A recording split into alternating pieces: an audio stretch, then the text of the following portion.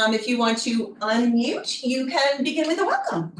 I did. I made sure I muted. I was following your directions, and so now I'm unmuted. So welcome to everybody this evening. I'm so glad to see you here. I know this has been a busy day, I'm sure, for many of you. And so for you to give up your time for this very important purpose, I really appreciate it. We have been, really kind of monitoring the work, making sure that it's proceeding. I was pleased to see that AIB gave us an extension so that we're not feeling rushed, and we have the time to devote to this very important process and making sure that we're getting the right recommendations for those students who certainly need it the most. So once again, thank you for being here, and looking forward to our conversation. Liz, do you have some words? No, just want to say, glad to be here. Good to see you all. Tonight is really packed agenda. This topic of early childhood has so many pieces. And so I just want to move right into it so that we have enough time to get to all of it. And we do not have any public comment registered this evening. So Liz, if you want to move right into the presentation outline, and then we can go into the recommendations. Sure. So we are going to, as you know, tonight, do two recommendations. We've brought back the recommendation from our meeting in from June on least restrictive environment. So we've brought that back, a revised version. We're going to talk about that. We're going to go through the feedback from our July meeting on significant disproportionality, and we have a recommendation there to discuss. We're going to talk about the feedback from the small group discussions that you all had with Nate Levinson and Dr. Hickman on the prioritization plan, and talk about the revision to that document. And then we're going to dive into our topic for this afternoon on early childhood special education and early intervention. And we're going to have an overview from MSDE on, I think we have some folks from the Division of Early Childhood who are here, who are going to do some of that, I think. And then we'll have our small groups, our large groups, and then we'll have a couple more updates before we close. All right. And so I think we're going to start with, and here's our guiding question. This will be for our discussion on early childhood. So how can statewide policies, practices, standards, and funding ensure that young children with disabilities are prepared for kindergarten, have meaningful access and opportunities to learn and play alongside their peers without disabilities in their natural environment? All right, so now we are going to start with the, we're skipping the public comment. And we are going to go back to the recommendation from our meeting on least restrictive environment. So we brought back a revision, and I think if you go to the next slide, we will see it there. So you'll recall perhaps on the left-hand side, we had sort of a little bit of a preamble. You'll see the same thing for the significant disproportionality recommendation that we'll review together in a minute. Both of these recommendations begin sort of talking about how many of the things that we talked about and that we would recommend as a group are also reflected in many of the other recommendations that we've already passed. And so that's what's reflected there on the left. And then the plan for a plan specific to least restrictive environment is on the right. And the only revision was that last bullet point. So it was under support from MSDE to increase the capacity of schools to meet the needs of all students, including, and that last bullet point now reads, enhanced standards and guidance for documenting, justifying, and monitoring students being recommended for more restrictive environments, particularly the most restrictive environments. And so I hope that reflects the conversation that we had the last time. I don't know if anybody has any thing they would like to discuss about that before we move on to the next. Any thoughts? My thought is that you did a great job presenting it. I think if those who were present remember that the conversation really was we got held on requiring additional documentation, and we heard that You know, it wasn't in alignment with other reducing paperwork, you know, and those issues that the teachers are experiencing in the schools. And so that's why that language was changed. I think that was the only piece of what held us up a few months ago. But if anyone else wants to join in or share their thoughts, I think now would be a great time.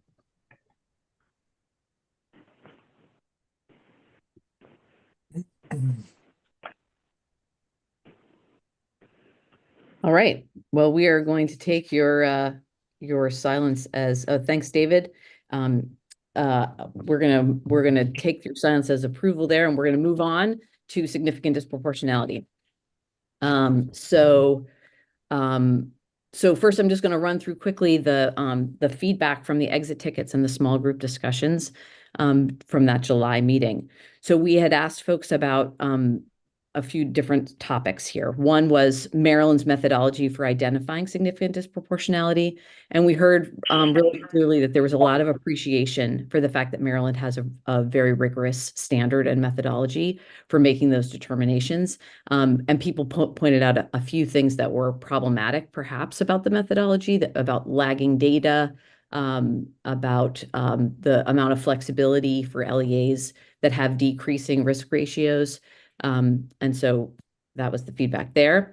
The next question was around reasons for why people think significant disproportionality has increased in Maryland. People talked about the pandemic, post-pandemic challenges, staffing shortages, that strategies used to respond to behavior are sometimes not addressing the underlying student needs, that there needs to be more oversight about implementation of services, and over referrals to special education. Implicit and explicit biases of evaluation tools and staff. We asked a question about asking you to assess kind of current MSDE supports for LEAs. And the response was frank from folks that they didn't really feel like there were a lot of supports right now. That there was an identification of LEAs as significantly disproportionate, but not a lot of supports for those LEAs. There was a question on specific steps that MSDE might take to help LEAs reduce significant disproportionality. People talked about looking at local codes of conduct, looking at common root causes and developing a statewide approach that would set standards and disseminate best practices. Developing standardized eligibility determination checklists for different disability categories was raised a number of times. Let's see what else. Lots of ideas here. Restorative practices, getting beyond the silo of special education, models for innovative uses of CCEIS funds. Then we had a topic on identifying root causes to inform strategies and actions. And people talked about looking for structural causes, not just individual beliefs and attitudes. At the same time, we also heard that belief systems are a problem, and that we actually also need to explicitly address people's mindsets. Another idea around root causes was that students are being identified because they need extra help or extra support, but then often IEPs might be developed that actually don't include specially designed instruction. So it's just an avenue for getting help. Again, people talked about local codes of conduct as a potential root cause. And finally, we asked about structural changes that consider cultural diversity. And people talked about things like teacher, staff, workforce diversity, expectations for all students, and authentic family engagement. So from all of that feedback, and there really is quite a lot there, and I think everybody got a copy of that, so please do take a look at the full list. We developed this recommendation. So again, on the left, you'll see that the notion that other recommendations we've already made will also impact significant disproportionality, particularly if the intent is kind of put behind those things. So things like the achievement of grade level standards by all students, increased resources, standards for evidence-based, specially designed instruction, staffing plans, service delivery, direct support and coaching of IEP teams, and ensuring that educators and administrators have that requisite knowledge, skills, and expertise. In addition to that, on the right, the sort of main recommendation would be MSDE should develop a plan for a plan with specific tasks and timelines for reducing and eliminating significant disproportionality in identification, eligibility, placement, and discipline. The plan should involve the development of a statewide approach with standards and guidance, stakeholder feedback, TA and professional development and monitoring, and should include a review of Maryland's methodology for determining significant disproportionality with attention to data timeliness, the flexibility currently afforded to LEAs with decreasing risk ratios, and the different standards for general and special education.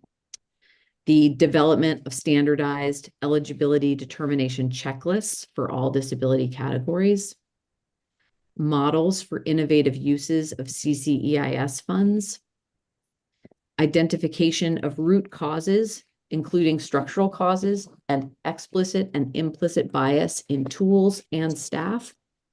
And finally, the development of standards and guidance about responding to behavior in ways that address underlying student needs, review local codes of conduct, and consider alternative approaches, including restorative practices.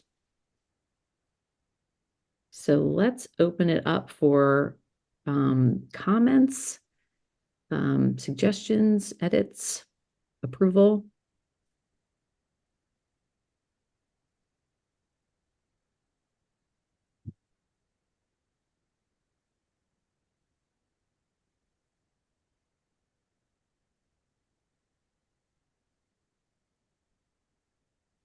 You're doing really good with wait time, Liz. Thank you. Thank you so much. I've gotten better about it. All right. I mean, what do you, oh, good. Go ahead, Jennifer. The only thing that I see is that you address the direct support for coaching for the LEAs from MSDE, but you don't provide anything for the private sector. Neil, Hmm. well, very busy. I'm in a meeting now, but I'm taking a few minutes out to say hello. Mr. Hedelman, Buzzy, you may want to The mute. meeting of the Can special we mute? education group to Someone mute? reform special Yeah. ed. Thanks. Ms. Dorsey, could you repeat your comment, please? Sure. The only thing that I see that is missing, and of course, remember, I'm the private owner, so there's no direct support or coaching or anything for any of the private schools or community-based programs. Understood. Well, in terms of significant disproportionality and the issues that we're facing, it's really 18 out of the 24, currently 18 out of our 24 districts have been identified under significant disproportionality in certain areas of evaluation, discipline, and placement. And so that's the state, the public school, one of their concerns. However, we can definitely, as we develop the plans and plan out, include you so that you can help support our kids, because you definitely have some of the same issues there, but it's just not identified through a requirement to set aside federal funds to address it. Okay, perfect. Okay. Thank you. But thank you for bringing that to our attention. Sure. David? Yeah, hi, everybody. I think this is great. I think the only thing I would say is that by creating it as a sort of separate category, it doesn't really get the message across that this is something that seeps into every aspect of special education. It's really the most cross-cutting theme, I think, of our entire discussions here, aside from general education curriculum. And I don't know if this is a great start. If there's just some way to figure out how to make sure that we weave it into everything, I think it could be even more effective. Yeah, thanks for that feedback. That was sort of the intent of the part that's on the left, is to say all of these other recommendations also have to have as part of their goal addressing the issues of significant disproportionality. And the pieces on the right are the parts that are the very intentional action steps that could be taken. And, that are part of the system already of, using CCEIS funds, for example, or thinking about eligibility determination, but that all those pieces on the left are should absolutely, as you're indicating, have the challenges of significant disproportionality and the ways that we're going to go about addressing it as explicitly sort of embedded into those plans. Thanks. Yeah, I can only identify it. I don't pretend to have a solution. Yeah.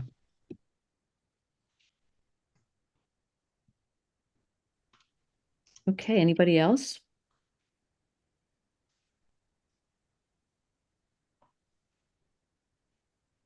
All right. Great. Well, if people come up with additional feedback and want to send that in, that's great. Otherwise, we're going to move forward with that. And we are now going to shift on to talking about the prioritized plan. And I think that is Mr. Levinson, if you're up. I am up. Afternoon, everybody. Very excited to share a overview of the feedback we got from 5 listening sessions on the first draft of the prioritized plan. As a quick reminder, based on the meetings to date, we took everything that we had heard and all the recommendations that had been approved, tried to understand and appreciate how they're interconnected and recast them into a list of what are the foundational first and top priorities and then additional priorities to follow. And also moving from what are the major goals that we had, some detail on the work plans to get us there over a number of years. Having produced that first draft, it was really important that we heard from folks as to, hey, what was good and what wasn't so good about that first draft. And we wanted to make sure that we really gave people opportunity for meaningful feedback. So rather than doing just a few minutes in a meeting like this, we created much smaller groups, had 45 minutes to dive into it. And here's what we learned. And I know we've shared a written document, but I want to touch on a few of the highlights.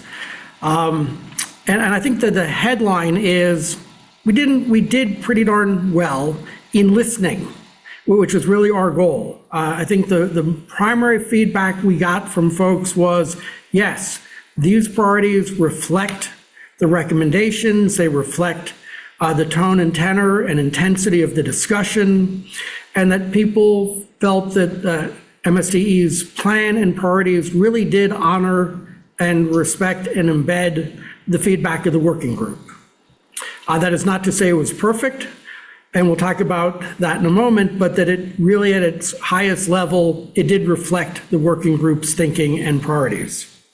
Also, on the positive feedback side of things, folks seemed very, very pleased and supportive of having priorities, that recognizing we can't do everything all at once. People also seemed supportive and appreciative of MSDE's commitment to go deep, to implement well, to take the time and the heavy lifting, to actually do this in a way that would make meaningful change for kids and staff, families, and parents. That it wasn't just, let's create some more documents and call it a day. And so that was very positive feedback. I think another area in which we heard some really positive feedback was what I'll call the plan development and implementation cycle that was laid out, which really said, yes, MSDE is responsible for creating plans and implementing them, but they can't and shouldn't and won't do it alone, that there'd be a very substantial stakeholder feedback process at multiple ways. When MSDE starts to create a plan, starts to implement something before they finalize even a first draft of the plan, to be reaching out to a wide range of stakeholders for feedback and input, then crafting a plan, and then again going back for more feedback and input to respond to what was created, and then finalizing the plan, starting to implement it, and during implementation, also getting more feedback. Again, that got very high marks. I think the one thing that might have been a little confusing to folks is when the plan talked about getting the feedback, this was much more intensive than just the official public feedback when something is about to be released or finalized. This was substantial, regular, repeated opportunities for input and feedback. And I think for some folks who maybe have experienced less than that, they didn't fully gather just how inclusive the effort and intentions are. And again, I think a lot of that builds off of the effectiveness and the value of this special education working group and the power of so many voices in helping to shape it. There were a couple areas in which folks both agreed but wanted to make sure that there was a greater clarification or commitment. And the one being when we talked about the importance and the role of general education in so many aspects of this plan. I know it's in the recommendations, I know it's in the preamble, but I think people were still wanted to make sure that MSDE and the special education folks at MSDE recognize this is so much bigger than special ed. And again, I don't think that was new feedback to us or the intent of the document, but definitely take it as feedback that maybe people read the document and might worry that others would read the plan and see this as a special ed effort, where it is really much, much broader than just special ed, and general education is going to play a huge role in many of these priorities. I think the other area where people wanted greater clarification or written commitment was, even though one of the top priorities is ensuring and enhancing the supply and retention of teachers, particularly folks from the field really wanted to make sure that this plan recognizes how centrally critical that goal is. And I think some of the feedback, and I'm paraphrasing, said, if we don't address the teacher shortage issue, that it is going to be very, very hard to do many of these things. And again, we know that there was a goal specifically around that. But again, I think there was added concern or anxiety that seemed very much a foundational need to be able to move forward. Let's see what else is worth. I think in an area which we had not addressed that came up from the feedback was that this is big, it is bold, it is going to take time, it is a heavy lift. We all knew that going in. You all know that even probably before this committee started. But a number of people suggested weaving into this big, bold, and long-term plan is a greater emphasis on some quick wins, which MSDE and team thought was a great idea. That what can we do and make sure that as the plans are developed, there's both meaningful changes that can happen quicker rather than later, and also highly visible changes so that people know that it is not business as usual, that this work is underway, it's making a difference. And I think people had a realistic sense that some of these things will take time, but I thought very helpful feedback that we should explicitly think about quick wins in a number of these areas as well.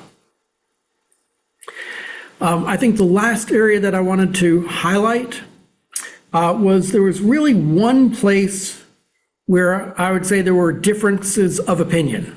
I think where everything else I've shared was mostly supportive or was supportive of the plan or wanted greater clarification, but those clarifications were really already in the plan, even if they weren't visible enough.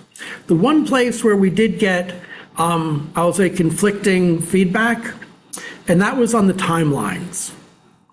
I think most people looked at the timelines and both appreciated that there was a sense of urgency from MSDE.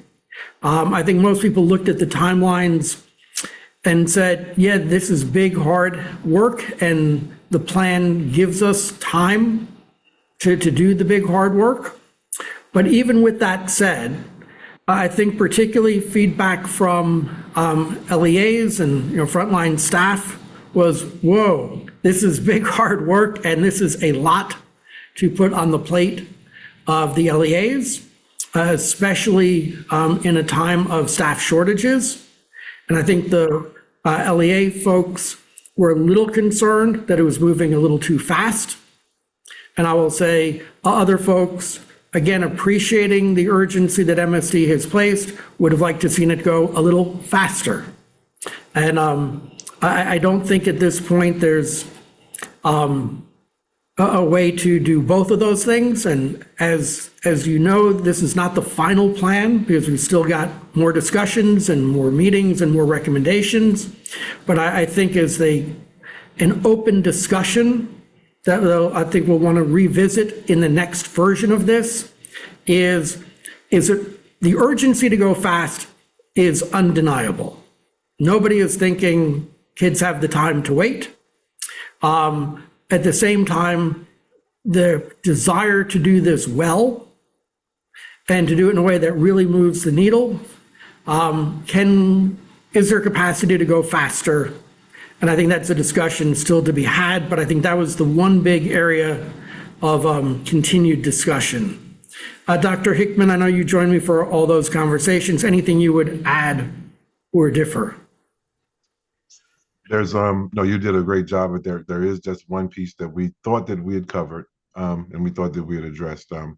There was a concern, if you remember, our team or work group, about the use of the word segregation and the placement of that wording. It would have been a previous version, or I'm sorry, a future version of this presentation, as we look at number 2, would be replacing just the word segregation with more restrictive environments. Although we understand and know that that word has been used, has been verified, and it does significantly show up in our documents and in our disproportionality in our CCIS, as far as the settings or the placements. But there were a couple of work group members who mentioned how it gives off a negative impression from the very beginning or when you see it. And we do know that that is negative, but we will work on making sure that in times when we do not have to be that strong in our language, that we would use the words more restrictive or most restrictive placements for students. So that would be the only thing. I think you did a great job of covering. So I do want to thank those who participated. As Mr. Levinson said, it was definitely beneficial, not only to the work group but as members of MSDE and our as a whole, because we've heard what was said. We've seen that you agree with the priorities. We know we need to look at the timeline, but your support on this is what's important. So it's something that we can do. Can I just add that to that, I really do want to weigh in and agree with Dr. Hickman on this about the term segregated placement. I just think there's a more appropriate word, I guess I'm going to use, and I think his suggestion is a good one. Thank you. Ms. Dorsey and Ms. Lewis Young, your hands are raised. Are they for this part or up from earlier? I thought I took it down. I'm sorry. I'll take it right down. No problem. Ms. Lewis Young, same for you. Sure. I have a topic I want to bring up, and I think that since there was a discussion of input, this may be an appropriate time. I had a conversation this past weekend with the chair of our local CCAC organization. And of course, they are closest to solving the challenges and the problems of students with disabilities. The input I received from my local chair is that she sees more opportunity for collaboration, information sharing, and bi-directional communication between this work group, the Special Education State Advisory Committee, and local special education citizen advisory committees, and the local boards of ed. Either joint meetings or an annual meeting, or perhaps at the next iteration of our presentations. But as an individual that has a responsibility to represent my constituents, I wanted to make sure that I shared that feedback with you today. And this seemed like an appropriate opportunity. I'll speak to that and say thank you for sharing that. We do value constituent engagement. I look forward to having maybe a conversation offline with you to schedule some dates and times where we can definitely engage and make sure that we're doing the work.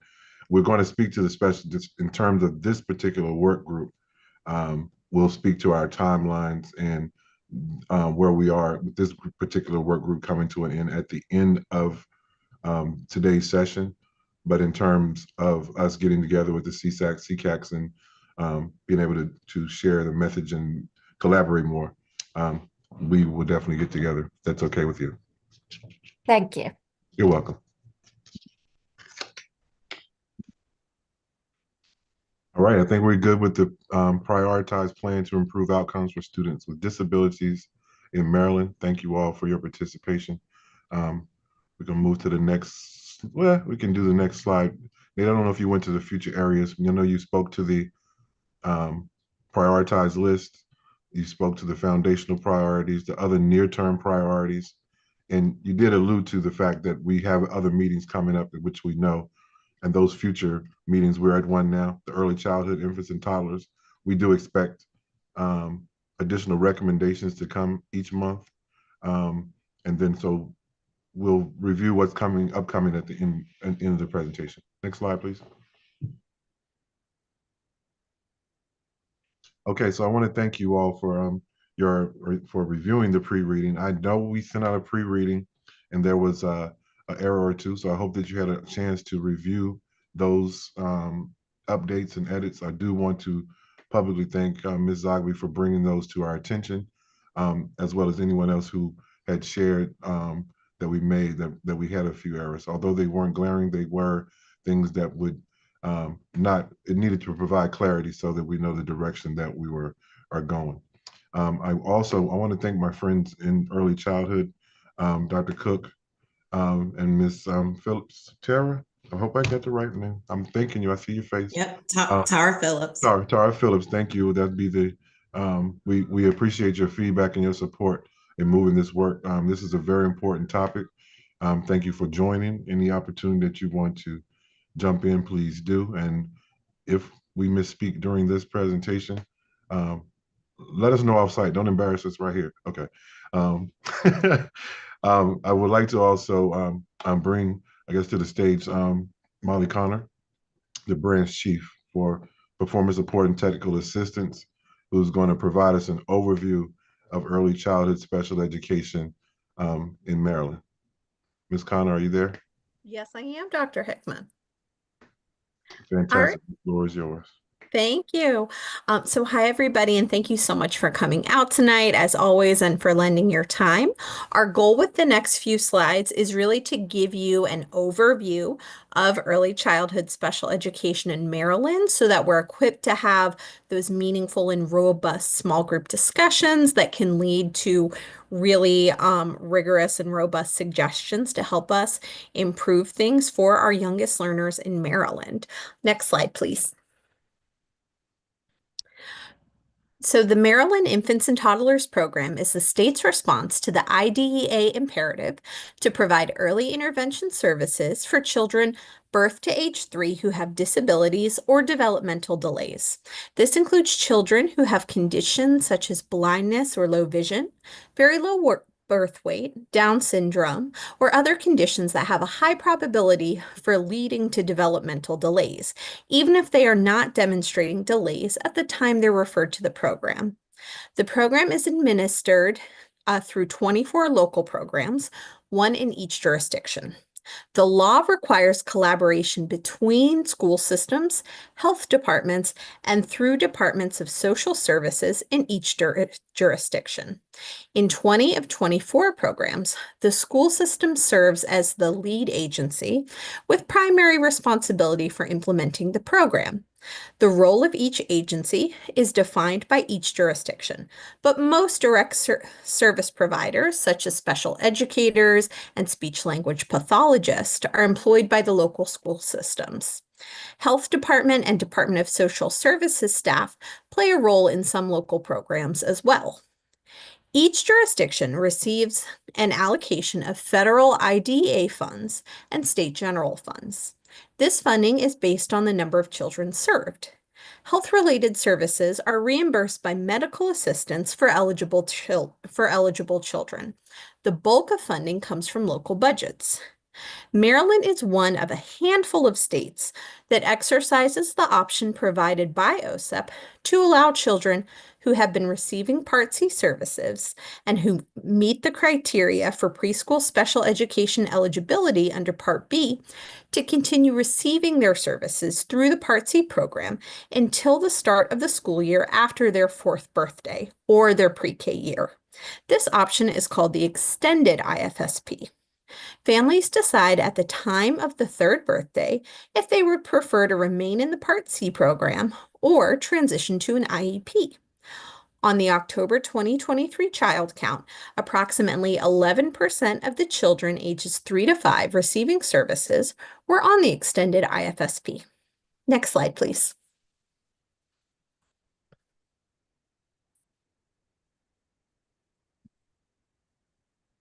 Building public awareness with both families and with community partners who interact with children and families is an important part of the early intervention program, and each local program is required to conduct public awareness activities. Approximately 20,000 referrals statewide are received each year. Of those, just under 70% are evaluated. The others are not evaluated because families can either not be contacted or decline to participate. Of those who are evaluated, about 80% are eligible for services. Increasing both the number of referrals and the response rate for this vital but voluntary program is key to increasing the number of children and families we serve. Once families enroll, a collaborative team with the family at the center can develop an individual family services plan, or IFSP, based on the family's concerns and priorities. Best practices in early intervention center on building the capacity of families to support their children's development in the context of the family and children's daily activities. The team develops outcomes, which are the IFSP equivalent of IEP goals, that reflect improvements in the child's ability to participate in routines and activities that are important to the family, such as mealtime, playtime, and community outings. The emphasis here is on functional participation rather than isolated skills. The law requires that services be provided in natural environments, defined as places that children and families normally spend time. For most families, this means home-based services, but intervention is also implemented in childcare programs, early Head Start, Judy centers, and other community contexts. The percentage of children receiving services in the community does increase as children age. Next slide, please. Preschool special education programs under Part B of IDEA serve both children who transitioned from early intervention and those identified by the Child Find process. In school year 23-24, this was almost 11,000 children statewide from ages 3 through 5. but not in kindergarten. 5-year-olds in kindergarten are included in the K-21 data analysis.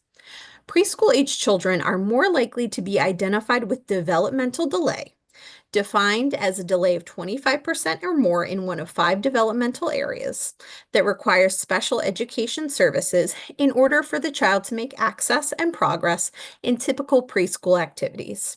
Speech language impairment and autism are the next most prevalent categories, with a handful of children identified with other disabilities like deafness and OHI.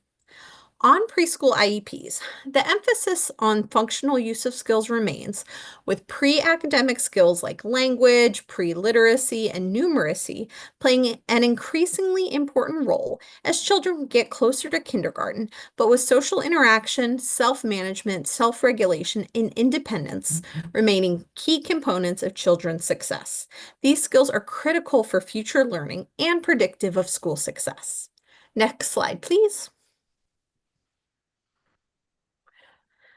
IDEA's mandate for services to be provided in the least restrictive environment applies to preschoolers and is echoed by decades of research and policy guidance, including a strongly worded and extensive policy document released last year by the U.S. Departments of Education, Health, and Human Services. Inclusion in preschool offers children access to models of appropriate behavior, engagement in rigorous, developmentally appropriate curriculum, language and communication partners, and other valuable learning opportunities. Inclusion during early childhood lays the foundation for future access to general education, while segregation in separate settings at 3 or 4 creates a perception for families and teachers that the child needs a separate setting. Overall, Maryland has made progress in this area, with almost 50% of preschoolers receiving their special education services in a regular early childhood setting, and an additional 8% attending regular settings, but being pulled out for the majority of their services. Statewide, about 20% of preschoolers attend separate classes without access to typical peers, but this number obscures a great deal of variability across LEAs.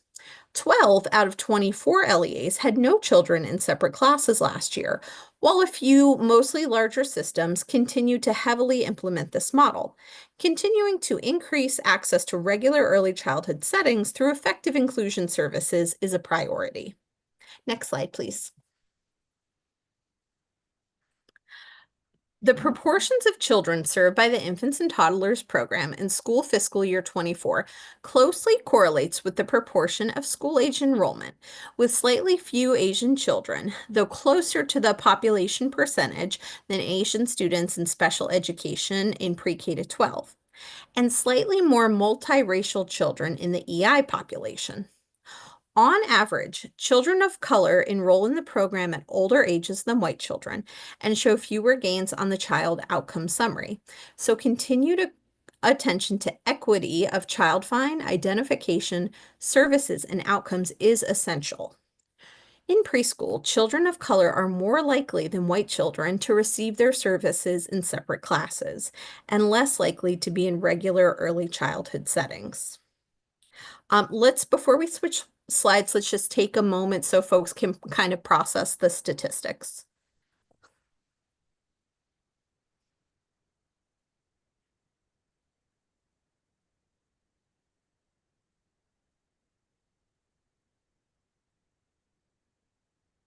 Okay.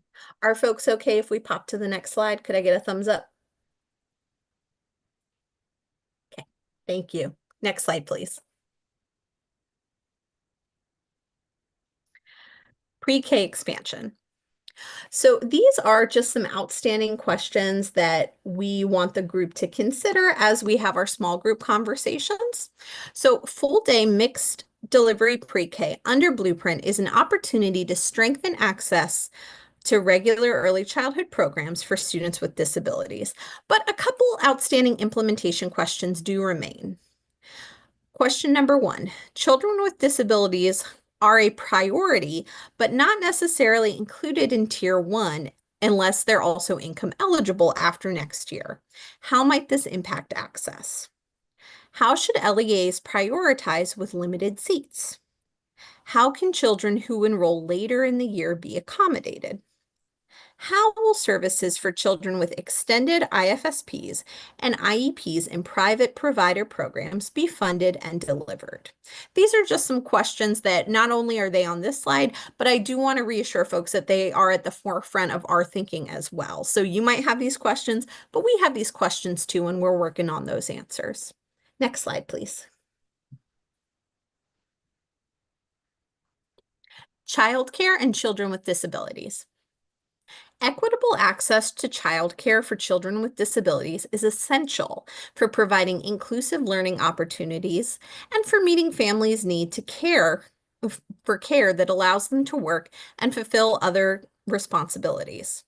While both the law and the quality standards of Maryland excels and other guides to best support and other guides of best practice do support the inclusion of children with disabilities through accommodations and support in childcare, many families report that finding providers willing to accept children with medical, developmental, and/or behavioral needs is challenging.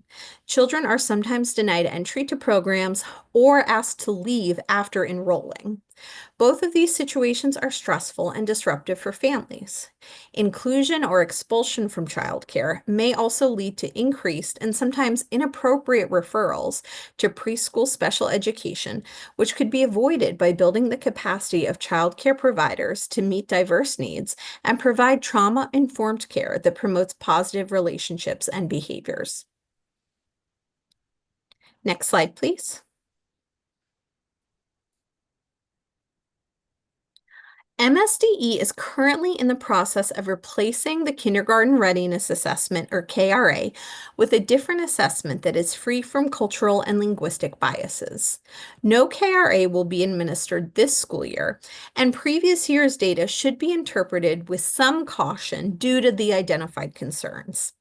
That being said, the significant discrepancy between children with and without disabilities demonstrating readiness is a stark reminder of the important work that needs to be done for special education for children birth through 5. Okay. And those are our slides on the overview for special education. And I see we've got a hand raised. Is that a question? Sure. It's a question and a comment. So there is a child care provider here in our county who is identified in the community as one of the autism child care providers. And one of the challenges that she is having is that there are some students in her program that aren't able to ride the school bus. So I guess it's an MSDE rule that if a road or driveway isn't paved, that school buses aren't able to come in that direction. And because they are special needs and need a school bus, they need support, they would need the bus to come to the door or the circle. So just identifying another barrier to the childcare. So I don't know if that's something that MSDE would handle, if that's a local rule or what that is, but that's come up a handful of times.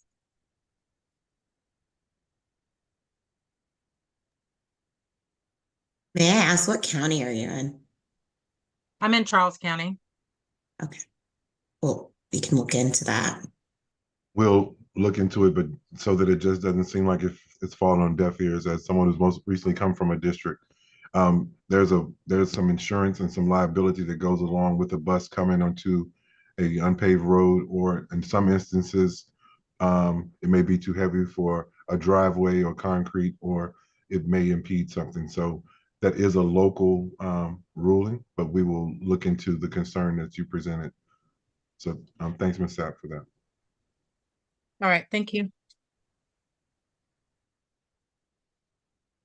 I have a question / comment. I'm on my phone. Who's speaking, please? Betsy Perry, how are you? Hello, how are you? I'm wonderful. ahead. I was able to read everything. I just have a question. And yes, thank you for pausing on this. I can't see the slides, but I know what you're talking about. in terms of the racial disparities when it comes to students identified with in separate classes for preschool. But from where I sit in Montgomery County, to me, it goes beyond just racial demographics, but socioeconomic. And I'm in a new position this year, and I'm in schools that I'm not normally in. I've mostly been in Title I, where unfortunately we have a higher proportion of students who are coming to kindergarten without any previous experience, any previous school experience. But when I'm in other zip codes in other parts of the county that are more affluent, that's where you will see, even across racial lines, more students that have access to preschool and structured daycare settings and supports.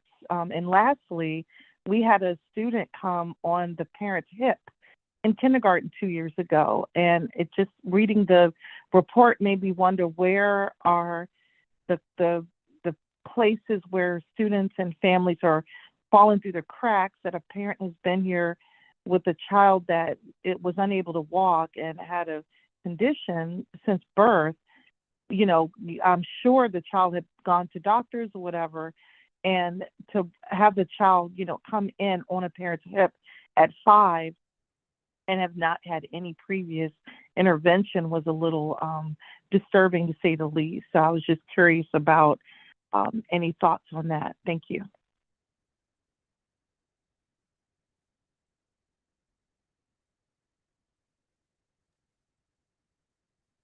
Oh, Dr. Hickman. One of our colleagues, I'm sorry, I was muted. Yes, I was going to say, is that something you can respond to, or Dr. Cook, do you mind?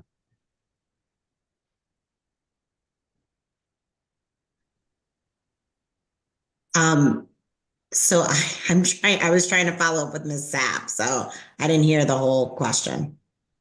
But I'd be happy to speak to it. Thank I you. think what you're Yes, to all of that. I think when you really go into the socioeconomic statistics of things, you'll see an even greater story play out. And I think the example you mentioned about the 5-year-old being walked in, when we mentioned earlier how important it is for us to connect with community providers and build trust with families, because I am sure somebody spoke to that parent about these concerns, but we also have parents coming in with their own trauma from perhaps their school-based experience with special education services. So we work really hard to sort of repair some of those relationships and share how much more inclusive early intervention is now. I was an IEP chair for years, and when I would see a 5-year-old come in with a developmental delay, knowing how much progress they could have made if we had caught it when they were 2 or 3, it really is heartbreaking sometimes. So we definitely have work to do in terms of that community relationship aspect. And I'm going to stop talking because Dr. Wright has her hand raised.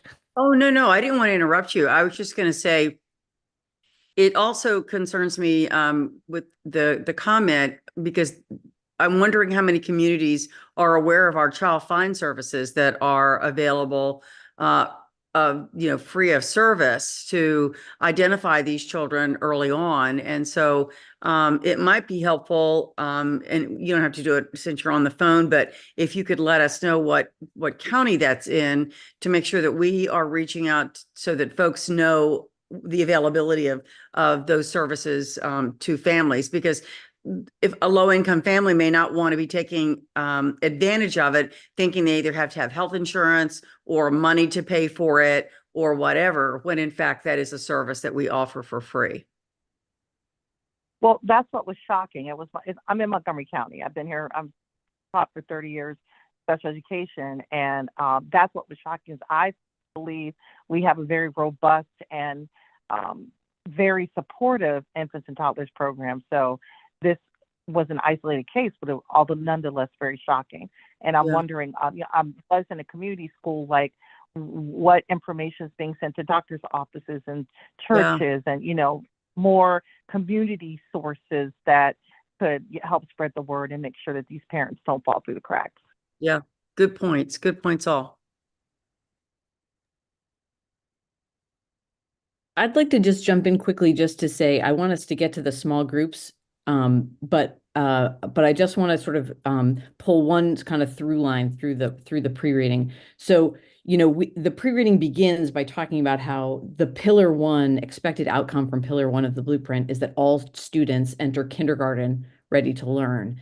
And, one of the things that we hoped people would take away from that reading and from this presentation is that, there's a lot of points along the way, a lot of ways that we're trying to get children either who have disabilities or at a risk of delay to be ready for kindergarten. So, and in each of these different areas, we want to think about how we can kind of bolster and support them. So knowing that it's difficult for families who have children with disabilities to find and keep childcare, what are the barriers and how can we help overcome them? So one of the things that gets noted in the reading is that there has been an enhancement for the childcare scholarship, but right now, because of budget constraints, that's not being provided for those children. I don't exactly understand the law on that, but there's that piece.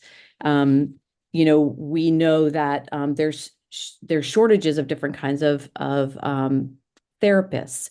And we also employ a parent coaching model in our early intervention services through infants and toddlers, which is an evidence-based practice. But anecdotally, we hear from lots of families that they're getting very infrequent service, and that a lot of families are encouraged to seek private services when they can do that to supplement those services, and that's problematic.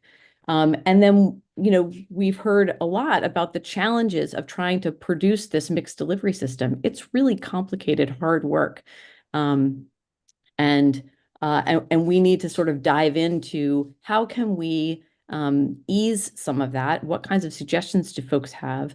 And one piece, with this one piece that got mentioned today, and it was this thing that we corrected in the reading, was around the funding. So the funding exists, but we've got to figure out how do we make those LEAs and private providers, how can we make sure that there's a lot of collaboration there to use that funding and make sure that it's getting to where it needs to go so that those kids get the services that they need. Because what we don't want is for the blueprint to end up creating a two-tiered system where kids with disabilities are attending only public schools and kids who don't have disabilities are attending the private providers.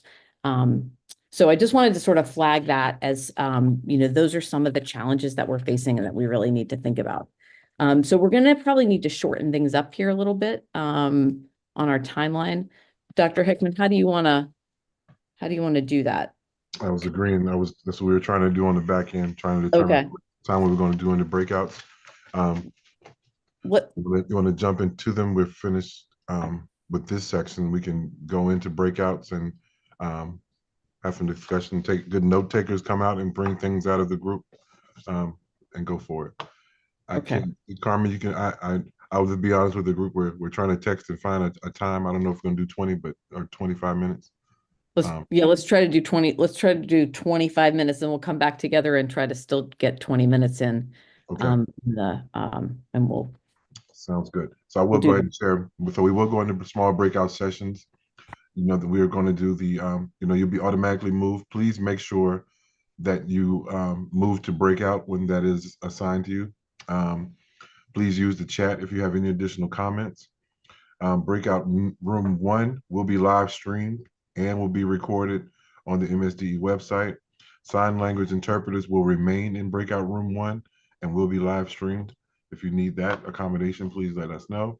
Each breakout group is assigned an MSDE staff as a note taker, and each breakout group is asked to please identify immediately when you get into your groups the facilitator or timekeeper and someone to report or to share out. And there are 6 total questions this evening, as there is a limited time. Do not feel you need to respond in order. Next slide, please. Please, when you go into your groups, we definitely want to make sure that we honor others' time, but make sure you speak with care, speak with your own experience, and be mindful of how your comments may impact others. Use I statements and avoid speaking for or generalizing for the whole groups. Listen respectfully, Avoid interrupting the person speaking and talk that evaluates judges or their comments. Limit your comments to 1 to 2 minutes. Understand that there are no right or wrong answers. We say lean in and lean back, but give your input and while making space for others to do the same. And be aware of your talk air time and try to stay on topic. I think you all wrote that for me, but anyway. All right, we're gonna break you out into groups. Please make sure you do use the chat because time will be limited. And I will ask each of the MSDE note takers to please drop all 6 questions into the chat so that folks can answer whatever either they're comfortable answering or where they have expertise. Thank you. You should all move within the next 30 seconds. Thank you.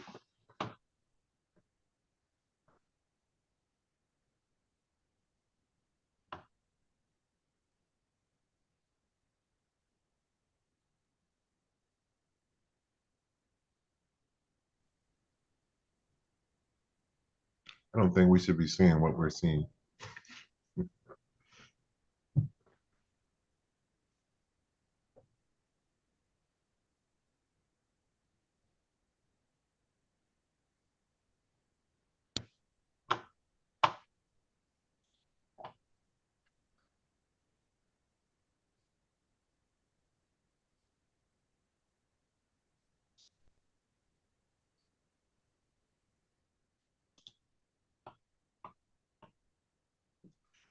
Okay, well, maybe with being that we're group 1, we are MSD. I'm getting a message. We're good. MSDE means you're being live streamed. MSDE means I'm being live streamed. Be appropriate. Okay.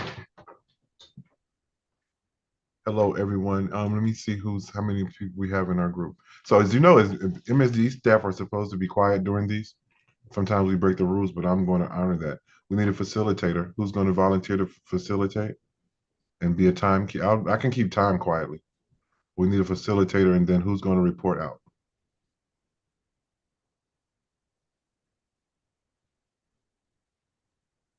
Thank you, Ms. Sapp. And the questions are in the chat. I'll be taking notes.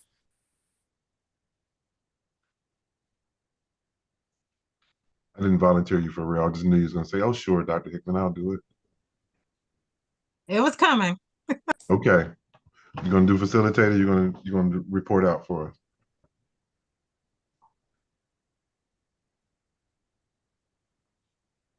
Like that strategic freeze.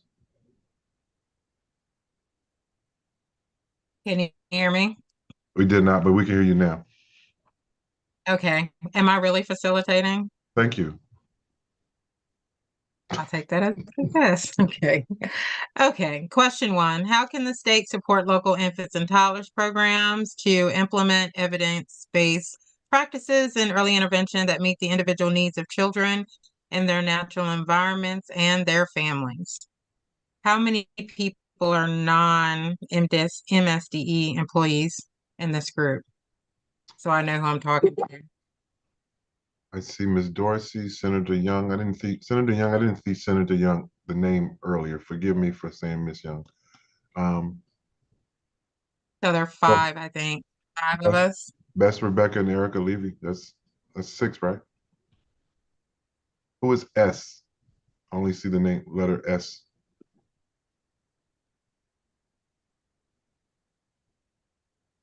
They're not going to speak up. That's also MSD. That's Simba. Thank you, Simba. Okay, sorry about that. Thank you. Okay, I'm quiet, D. This time I'm quiet. Okay. Group 1.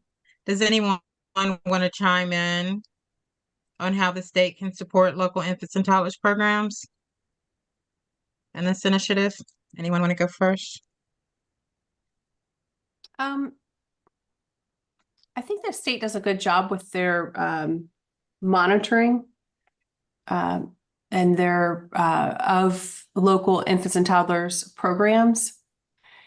I think one of the things that could be helpful is the infants and toddlers program is a 12-month program where over the summer you have many of your providers that are 10 and 11-month employees because they're local school system employees, where we have 20 out of 24 school systems where the LEA is the lead agency. So that's one way. It's a 12-month program. So again, staffing.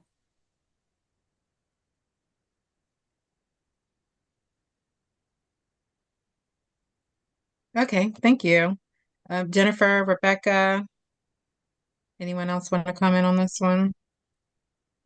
No, in my opinion, the issues that I have had as a private community-based program is that it's difficult with infants and toddlers to get consistency. So of course, when you're dealing with various people at infants and toddlers, you get a lot of different answers. So if there were, and again, I already know about staffing, so I totally understand that. But if there was a specific person, a specific position where that was the liaison person for particularly community-based programs, that would be extremely helpful because it's like a needle in a haystack. And a lot of times, as we all know, nobody has time. We need to get to somebody quickly about an issue with the child or that child is in the process with infants and toddlers. And sometimes it could take days to get to the right person to get the right information that you're looking for.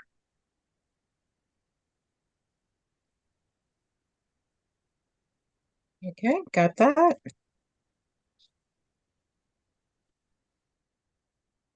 Sorry, I'm writing. All right, anyone else on this one before we move on? Maybe one other thing about the primary service provider model. I think that if that is something that is truly adopted across the state by every agency,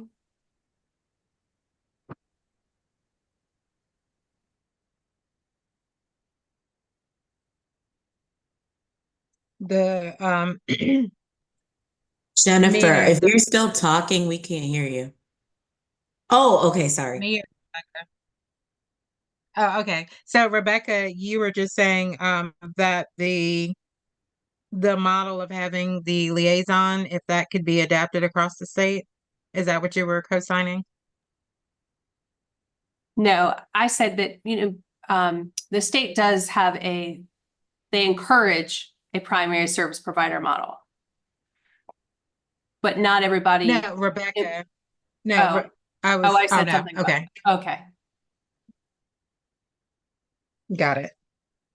No, Okay. I hadn't said anything. I just was talking over Bess. So sorry about that. Got it. Okay. It's like a ventriloquist. You through your voice. Got it. That's what I. Okay, that's fine. Okay, so the second question, how can the state improve access to high quality, inclusive childcare for families with children with disabilities? Me. Let's see, does anyone have their hand up? Go ahead, Jennifer. Oh, I'm sorry. Did somebody else have their hand up? No, I was being Oh, okay. facetious. Okay. Well, a lot of the issue is that again, it says high quality. First off, that's childcare providers need specific training, very specific training. When some of these students come to a childcare program, the provider doesn't have the training that they need. They need the education. They can't provide high quality, inclusive childcare if they don't have the education and they don't have the specific training. And I mean like very specific. I mean, I have 6 students right now that, and it is very inclusive, that are on the spectrum. I have a lot of training, but in a typical childcare center, they don't have the training, and that is very discouraging for the provider and as the parent. They can't find quality programming for their student because the providers are not trained. That is the biggest piece, and I know that we have a shortage and all of that, which the money needs to follow as well, because the higher education, the higher people expect to be paid. And that's a whole nother ballgame, but the big piece is that they are not prepared to take these students. They don't know what to do with them. Thank you. So I'll add on to, oh, go ahead, Bess. No, go ahead. I've talked a lot. I was gonna say, I'll add on to that piece as well for training. For one, training, and two, the requirements for childcare centers and the in-home daycares for dealing with students or children with disabilities. Because what I'm hearing is that there's a large turnover rate for children with certain types of disabilities getting kicked out of childcare and being kicked out of one childcare and looking for another one and looking for another one and looking for another one. So that continues to be an issue also of one, not being required to have a certain type of training. And then two, there are no rules for kicking them out for what they're considering bad behavior, which we know for some disabilities, it's just a lack of training and resources to deal with that. So to me, that's a huge barrier. Just when they don't feel like dealing with it, they can just send you out. And then the requirements for a child care center versus an in-home child care for this. So that's my 2-3 cents. And so Bess, it's now your turn. Yeah, so I think that maybe the state could provide some subsidies or grants to daycare centers or childcare centers that adopt inclusive practices. And that will help cover the costs of those adaptations that kiddos need and that staff training. You could develop some accreditation programs to create an accreditation process for those childcare centers that successfully implement those inclusive practices. And then tax incentives or tax credits or incentives for them for prioritizing that inclusive childcare for kiddos with disabilities. And to make it a point, and I think that's why, in local education agencies, I'd rather see a student with a disability in a public school classroom than I would in a daycare center, because they just don't have the training and support in that, or staff that has that special education degree or the necessary content knowledge to understand what to do for that kiddo. Something else that I just remembered. So the daycare that I mentioned earlier, I actually had the daycare provider put me in contact with the infant and toddlers program.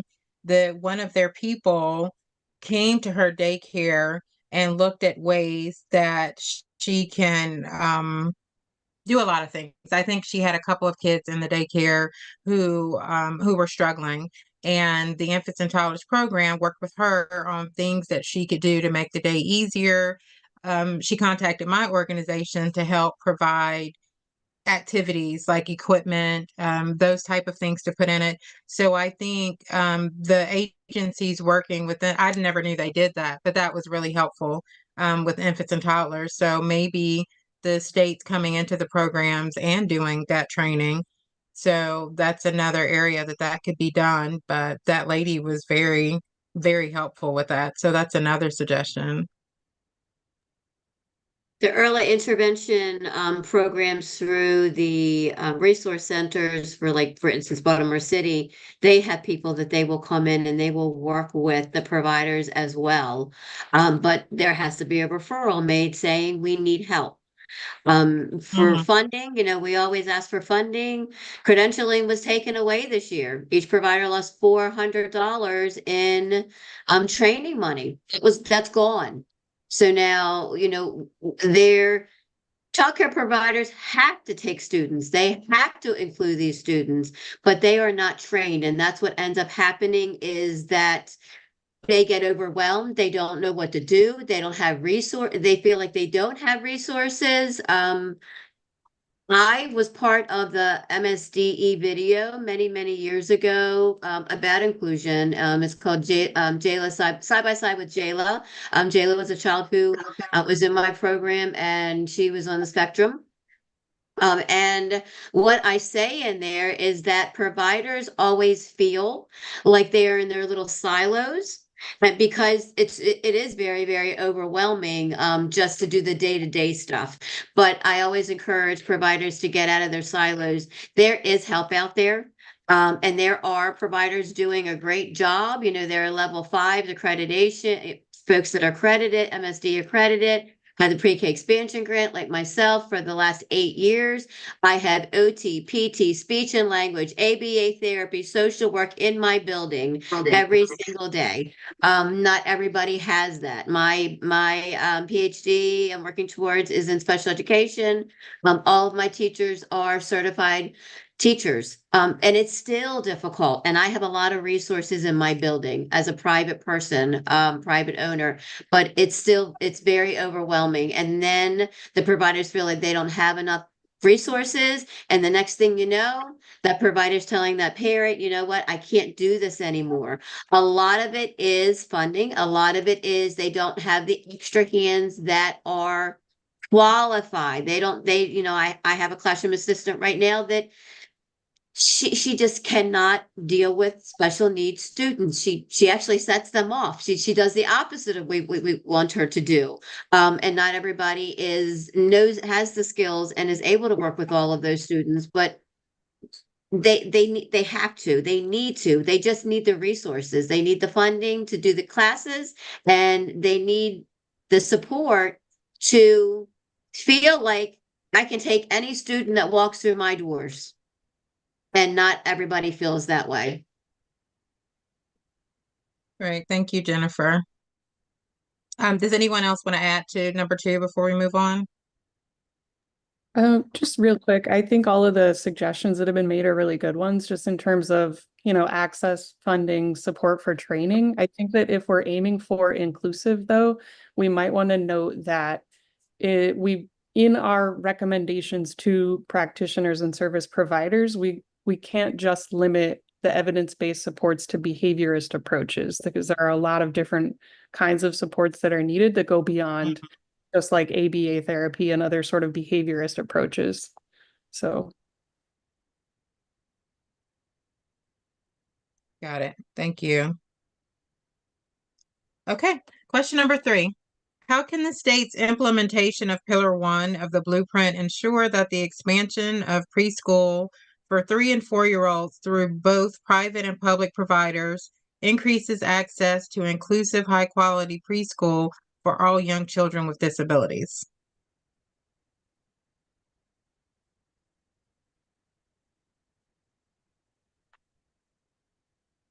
So this is an access question.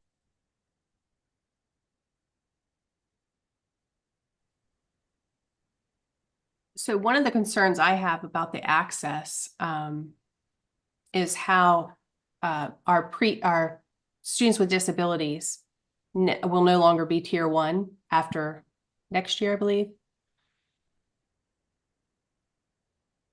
So I think that falls into here, because when we think about kiddos with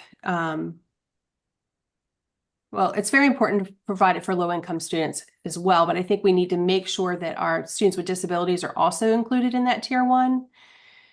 For low-income students, you're prioritizing and helping address those educational inequities that often happen, and they often don't receive that early access to early childhood education. But for students with disabilities, we want to ensure that they receive that EI and support that they need that's crucial for their development. And early education can help bridge those gaps and promote inclusion. And then that also, you think about our disproportionality. If we intervene early, we can include our kiddos more.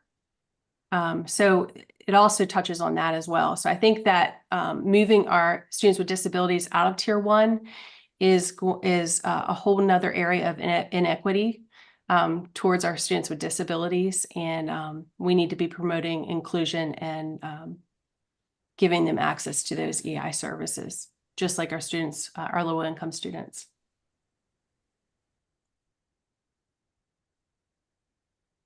Anyone else on this one?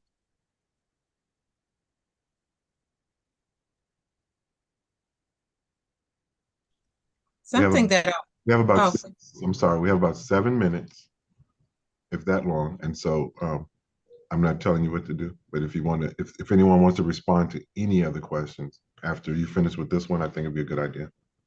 that was going to be my next comment. I think my comment was going to be 3 or 4.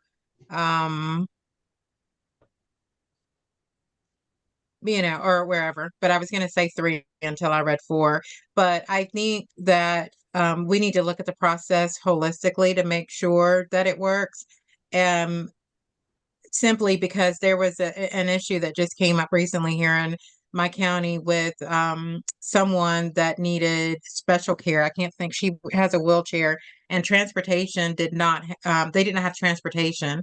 And so both of the parents work for the school system, and they were given permission to drive the child back and forth to school until transportation was available. She just got transportation this week, which means that if the parents weren't able to take her, she would have missed the first 3 weeks of school. So transportation is also a barrier. So when we talk about access, I think it's more than just expanding the day and all of these other things. Transportation for students who are using motorized, vehicles, that has to be in the plan. Like, that's physical access. So I think that needs to be incorporated. So that could be 3 or 4. So I won't go into more detail. Does anyone else have anything for 3, 4, or 5? Sorry, guys, I skipped right to 4 because it's super important to me. No, no, it's fine.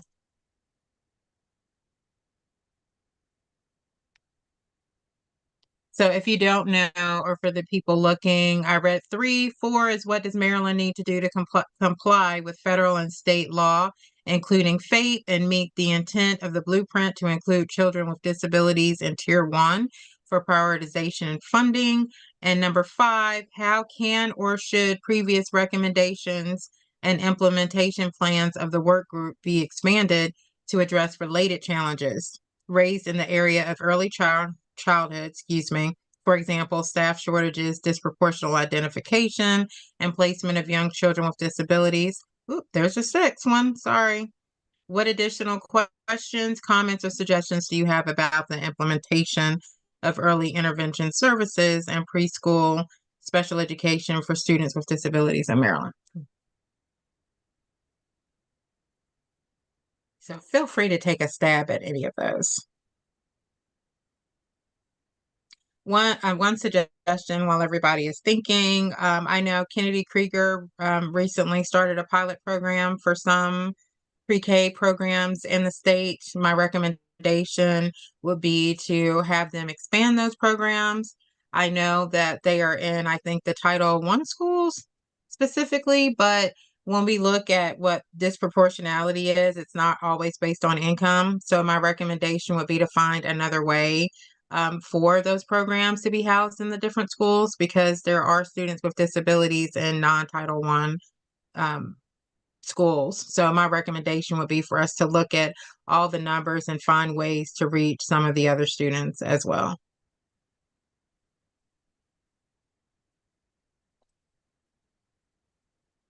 How much time do we have left? Are we at like 2 or 3 minutes?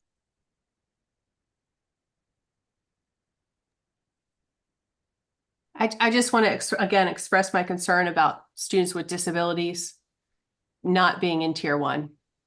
So whoever reports out, if you could report that out, because I think it's super important that they are included in that Tier 1. I think that we're going to go backwards, in my opinion, to our old EI classrooms that are where it's all students with special with disabilities in those EI classrooms instead of a inclusive preschool classroom. So if we truly want an inclusive preschool classroom, we need to make sure that we're including students with disabilities in those tier one, in that tier one. No, So we have about who's one reporting out? the Was facility. that? Yeah, I facilitated. Who's reporting? Not everyone at Ms. once. Cropper, if you want to get your I was gonna message say, I vote for across. Molly because Molly's such a good speaker. She's not supposed to do it. MSD is She's not not? supposed to do it. Oh, gotta I be didn't, quiet. I didn't take notes. That's okay, Bess. You know the most important thing. Say it. It's okay. Say that most important thing, Bess. We agree with you. About tier one? You do. Wait, I'm sorry. Okay, The group does. Yeah, we have no part- opinion. I'm observer. okay. So then I'm gonna say about including students with disabilities in tier one.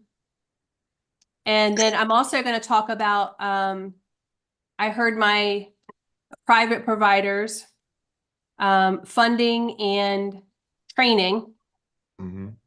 for I heard private transportation providers. a couple times. Because it's important that we have the trained staff in our private providers that can provide supports to students with disabilities. I'll say those two things. Okay. What about, That- can that you would add be- something? I know- Yes, I'm sorry. go ahead, Dr. Hickman. I was just gonna say to decrease soft suspensions and suspensions, because we discourage that. That shouldn't be happening, but it does. Thank you. Oh, we're all back. Can you mention transportation too, Bess? Oh, yes, that Okay. was, yes. Right. I Sorry. did take notes if I'm voluntold again. I don't mind adding. Great. So, hopefully folks can hear me. So welcome back. A quick question, Carmen, how many breakout groups did we have?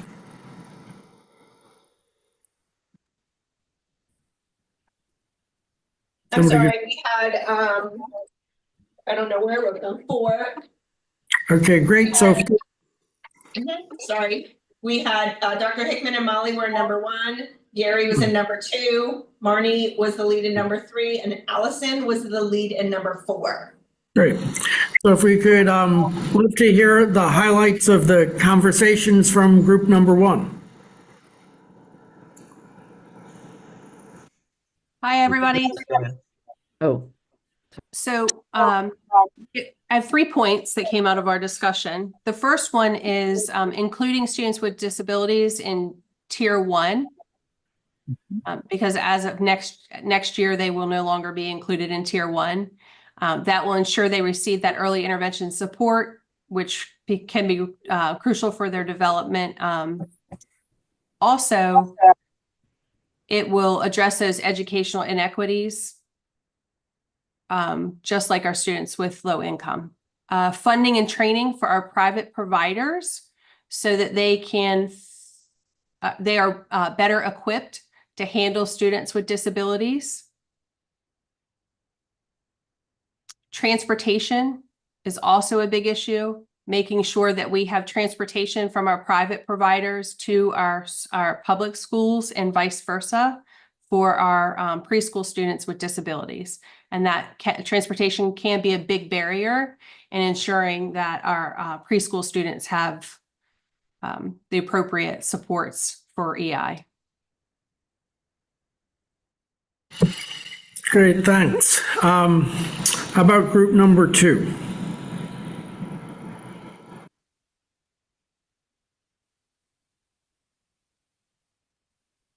Hello, good evening. I was just, I'm reporting out and I shared with the group right before we left the breakout. I'm like, so I'm going to struggle with what exactly to share because we had a lot of discussion and I'm not sure it was really necessarily focused, in a specific question.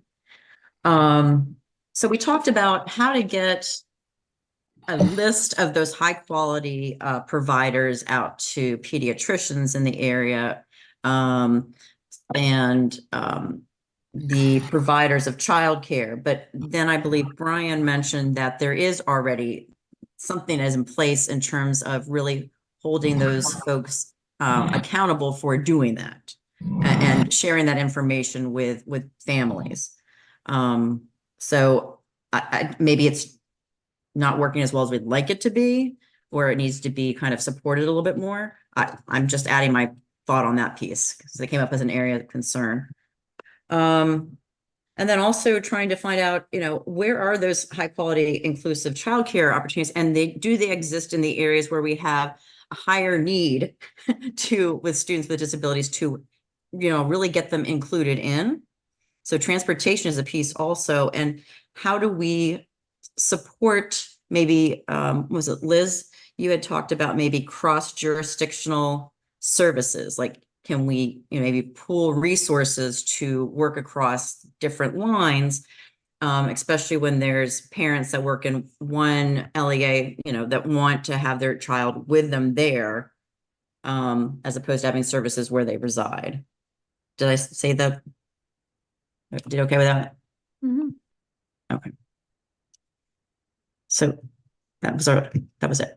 And then we talked a little bit about infants and toddlers and the need to have, maybe Kay wants to jump in about it, but basically the need to have individualization of service delivery model to make sure that, if a family, if reflective coaching is not going to really work for a particular family for whatever reason, that there, there's other possibilities, and that's really is individualized to the family. Thank you both, Liz and Joanne. I think one thing I want to pull out from something, Joanne, that you shared that also came up in a couple other conversations, and this is different from, I think, many of the other recommendations or topics we've discussed. And this is the idea that, like you said, hey, we really need this list. And Brian said, hey, we have the list. It does seem that in this area, there might be more resources or more things in place that might actually be the things we need or that families need, but somehow they're not getting to the folks who need them, which is different than not having them at all. So just maybe as we think about the recommendation or where we go from here, it's almost like two categories of, hey, here's some really good stuff, but it is not being utilized for whatever reason or for a multitude of reasons, but we do have it, and it seems like it might be the right stuff. And then there's a different kind of work stream or area of focus that says, but here's some stuff we don't have and need.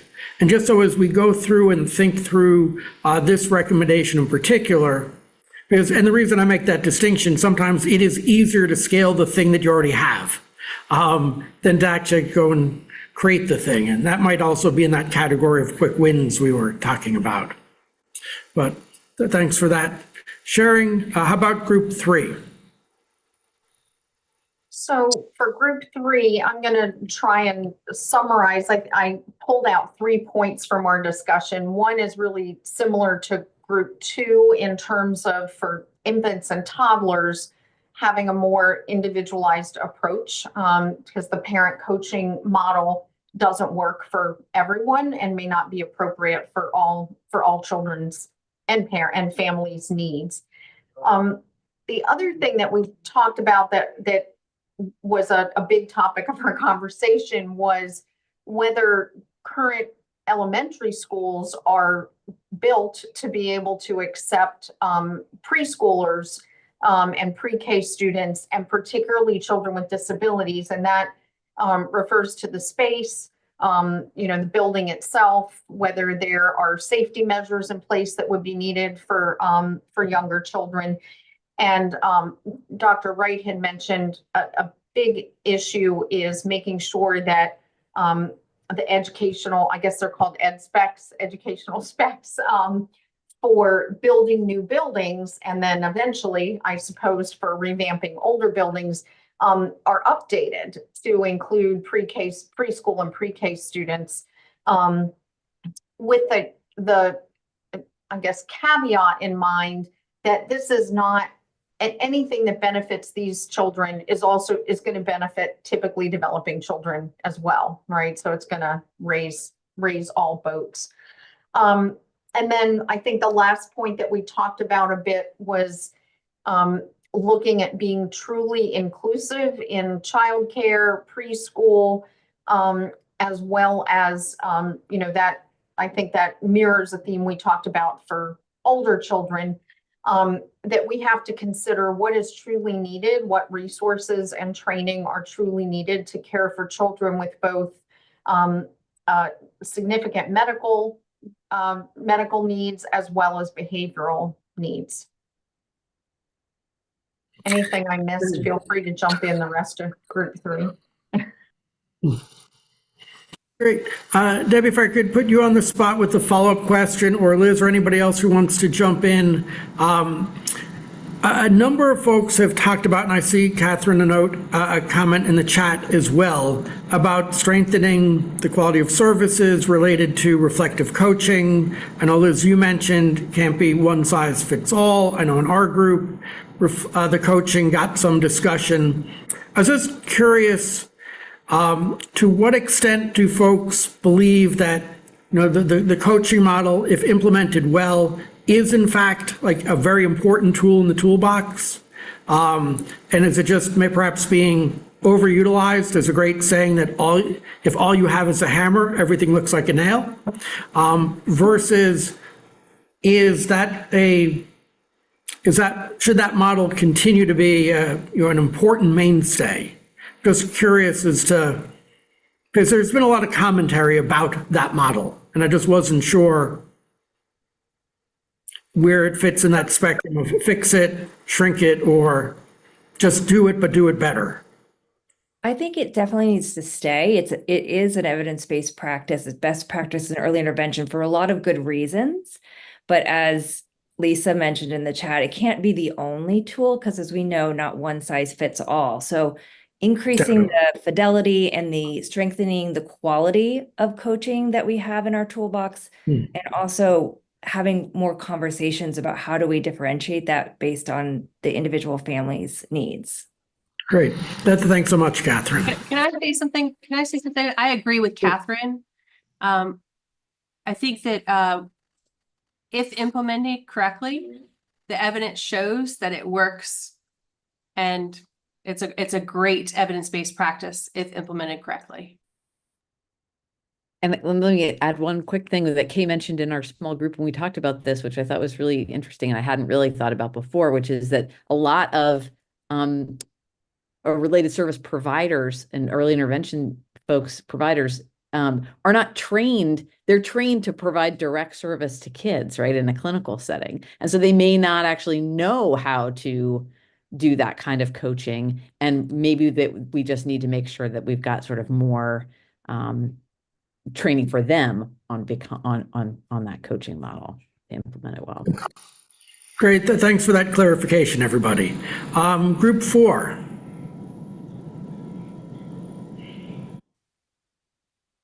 Which was my group. Renee, can I put you on the spot to share some of the highlights? Sure. Be happy Thank you. to. Basically, we had the exact same conversation about the coaching model. We weren't a very good group. We didn't get very far through the questions. So, again, we said a lot of the other things. And then we also talked a lot about access, right? What are the barriers? So we did dive more into the barriers, and we did have a little bit of a conversation around funding and flexibility around funding so that there would be creating what could that look like to create more inclusive opportunities for families as well. I think that was it. And I think our group did great. But one question for the group, I know we've just got a couple minutes, but again, another recurrent theme was this idea of access, particularly the role of, say, pediatricians in being a positive early, refer early, encouragement. Do we have any examples? I know a lot of people talked about some of the challenges of access. I'm just curious, do we have any examples of where access has been improving, where communication between, say, pediatricians or other agencies or potential folks interacting with families that we might want to build off of? Because it seemed like some stuff is there, but people aren't being encouraged or being made aware of it. So Sorry, if I Yeah. Yeah, I think we have a great example. Actually, Infants and Toddlers has been working with the Maryland chapter of the American Academy of Pediatrics to improve communication through use of the online IFSP. There have been lots of conversations going on about that. I would love to see something like that. For older children, because that's really where often the communication breaks down in terms of pediatricians, therapists being able to communicate easily with each other. Great, thanks so much. I know we're going to get the note takers will summarize the conversations. We'll get that out to folks. But it definitely feels like some very recurrent themes coming from all four groups. So I think we'll have a great clarity moving forward as to what needs to be done. So I think with that, thanks for a great discussion and all the thought. Dr. Hickman, I think I'm going to turn it over to you for the MSDE update. Thank you. Thank you, Mr. Levinson, for leading the conversation, and thanks everyone for participating in their feedback.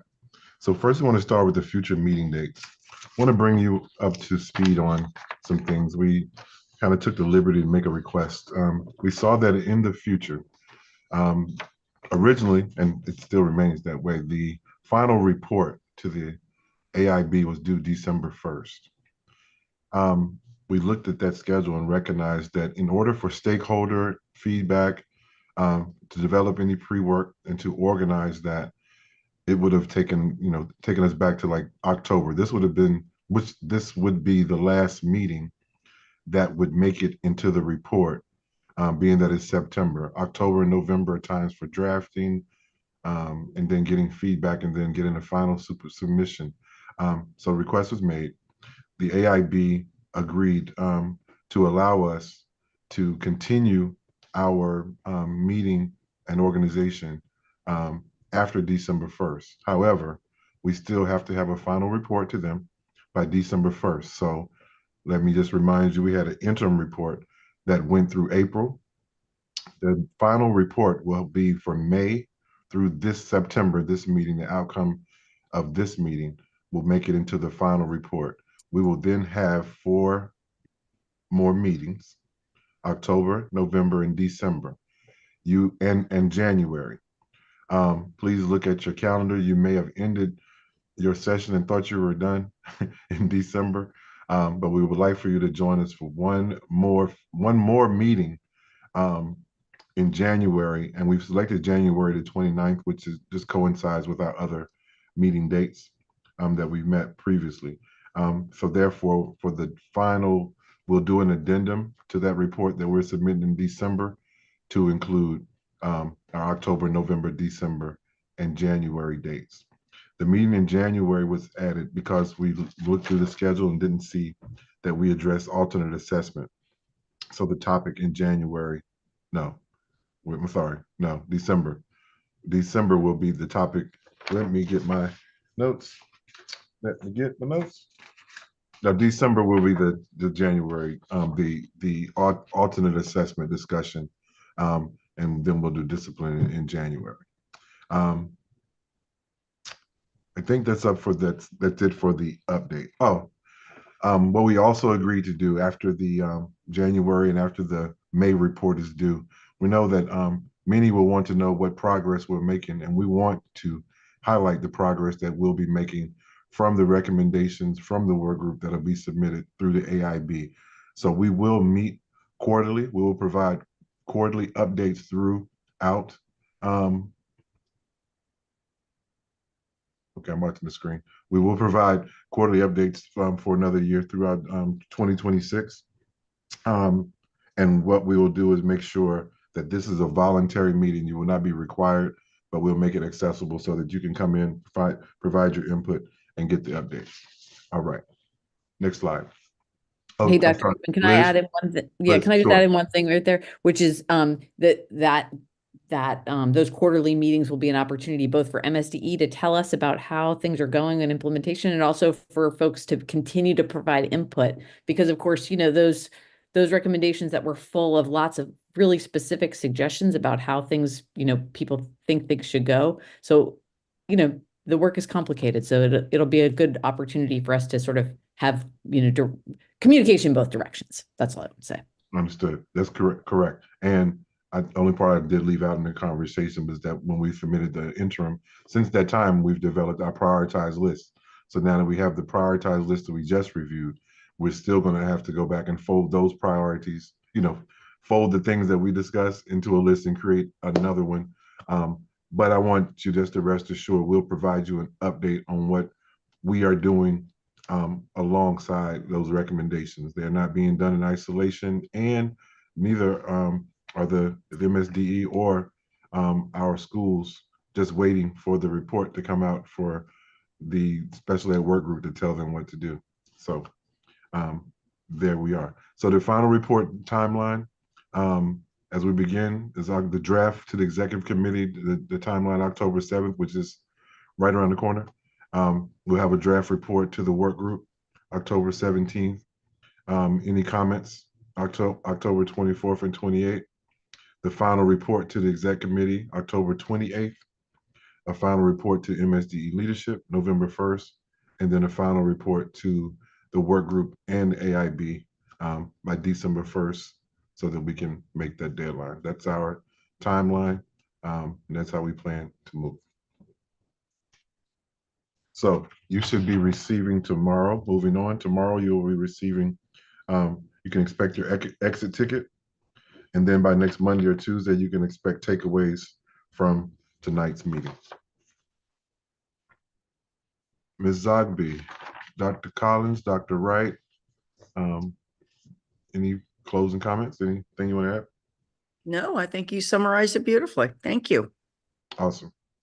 The one thing I want to just say to folks about the exit tickets is, there's so much great discussion happened in the small groups. There were a lot of questions, and we didn't get to a lot of conversation, it doesn't sound like, about pre-K and the mixed delivery system and how we make sure that it really works for kids with disabilities.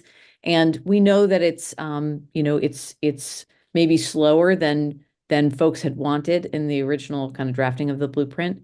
And it's complicated work. So really, please do respond to the exit tickets and give us some thoughts about pre-K in particular and pre-K expansion, so that we can try to pull the collective wisdom from this group to provide that feedback.